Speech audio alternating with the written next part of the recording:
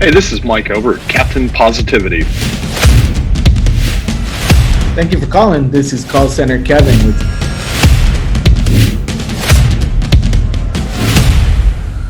Hey, welcome everybody to another episode of the Outsourcing Guys. Today we've got professional speaker and trainer Ryan Dohrn to join us.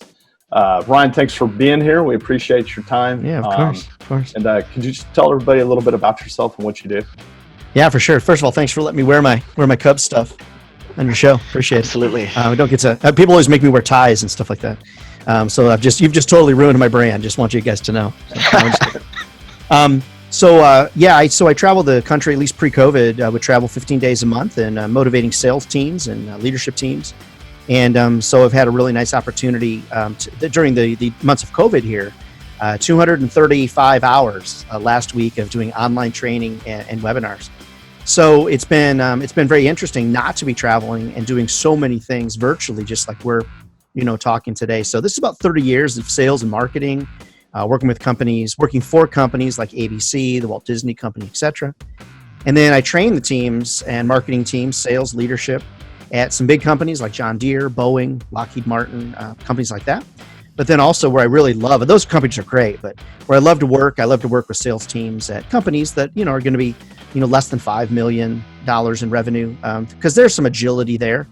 And those are the people where I really can connect kind of soul to soul, heart to heart, down in the trenches of sales, and things like that. But thanks for having me, guys. Appreciate it. Oh, nice. That's some good experience. So how are you currently using outsourcing in your business today? I actually don't know how my business would function. No, I actually do remember how my business functioned before meeting you guys. So I don't mind giving you some shout outs on that. So Thanks. Prior to working with you guys on the open sourcing piece of my business, I had a full-time assistant. I had a full-time social media person. I had a full-time accounting person.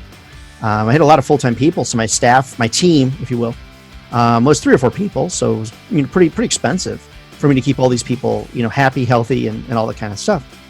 And I kind of realized after meeting you guys and talking about this that it wasn't that I didn't like these people, or it wasn't that I didn't think they were doing a good job. They were. It just was a business decision. Like, what can I do to be cost effective but still maintain a high quality? I think the reason this is so important to have a conversation about high quality with everybody that's watching your show is because I think there's a misunderstanding out there that when you outsource something, you sacrifice quality. And when you're a national brand, as hard as it is for me to kind of even say like that, and you have a certain fan base and people that follow you on social and things like that, you have to really work at protecting your brand, and errors can cause, problems with your brand. And so as we talked about setting meetings, other people editing my video, other than my brother, other people setting meetings, other people handling your social media presence. I mean, if somebody messes it up, it messes with your brand, which messes with your business, which means money for you. And so what I really realized in talking with you guys is that you partnered me with really good folks that not only just, it wasn't about replacing my team. It was about making a smart, strategic business decision to increase profits for my family, for me, but also that I had access to way more than 3 people. Now, all of a sudden, I've got access to a couple hundred people if needed for whatever I'm doing. So I didn't answer your question. To answer your question, what do I use outsourcing for? Updating all my social media. I record my video tips, and then your team edits the video tips. Then they take those video tips and they place them in all the various social media platforms to the tune of 75,000 some odd eyeballs that are seeing those. Not only do they take the video tips and edit them, but then they're able to update them and do it with accuracy in terms of listening to the updates that I'm doing, and then writing text along with it. So we're talking not just everything on social, we're talking about everything beyond. So I don't just have one Facebook page, I've got 5. I've got LinkedIn profiles that have to be updated, Instagram profiles, tons of Facebook that has to be updated, and all of those different types of things. Right. I go to a trade show or whatever, and I get names, and I've got to have all those put into databases and things like that. So there's really nothing that I need accomplished that your folks aren't able to do. So I've gone from a team of 3 to a team of 200. And when someone says, how big's your team? I'll just say it's too many people to count. Nice. Do you think, Ryan, that the talent and the skills of the people that you've been using in the Philippines are similar to what you could find in the U.S.? I think it's actually better because I feel like a lot of people in the U.S. just don't want to work. And so because of that, I think you get kind of shoddy work. It's the truth. And it's not that we don't have great people in the U.S. and go USA, whatever. It's just that I find that your team really goes the extra mile to prove that they are going to do good work. And they take a lot of pride in their work. I don't see people turning over. I've been talking to the same people for months and months, if not, well, now years, talking to the same people. And if you were to call, if my folks call me, if they called my mom, they would, I don't know that they would ever know that they're in the Philippines. They speak really great English. They communicate effectively. Their emails are well written. And if you can say to anybody out there in the business world that in the course of a couple years of doing this, I guess, 2 or 3 years of doing this, I recall one time where I had to say, hey guys, I saw an error. And do you want to know what the error was? It was, they left out an apostrophe out of IM. There's supposed to be I''M for I'm. That is the extent of the errors that I've encountered.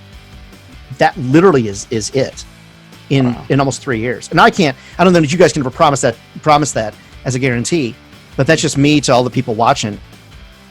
That's as close to error free as you can get. I mean, come on. That's awesome. That's great. Like that. So what kind of advice would you give to a company that's looking to outsource for the first time? So this is the big thing. Plan. Okay, you need a plan, and you need not just like it written on a cocktail napkin, which is where all my good ideas are written, by the way. You really need a plan, and it's almost like, if you will, think of it as writing a screenplay, like a script, if you will. And that is, okay, here's what we want to accomplish. Just start with a goal, obviously, we all know that. But then, I mean, really, really, really lay it out. Like, what is exactly that I need this person to do? And what I find is, now there have been some projects that I've sent over to you guys where I didn't do that, okay? And because I didn't do that, the team didn't know what I needed, and they did the best they could with what I gave them.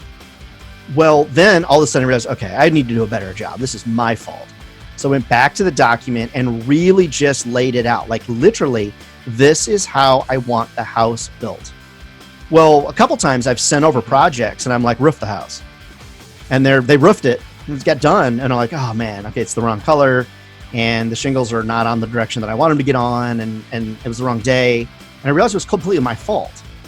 So you got to get back there and you got to say, okay, this is my fault. How can I lay this out?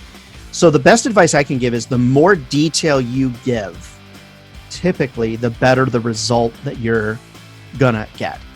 And then the other thing is, some things that you're doing there needs to be trial and error built into it. Like, hey, let's try it and test, and if it doesn't work, let's do this. And Kevin, you and I worked on some scripts for some telemarketing stuff we're doing.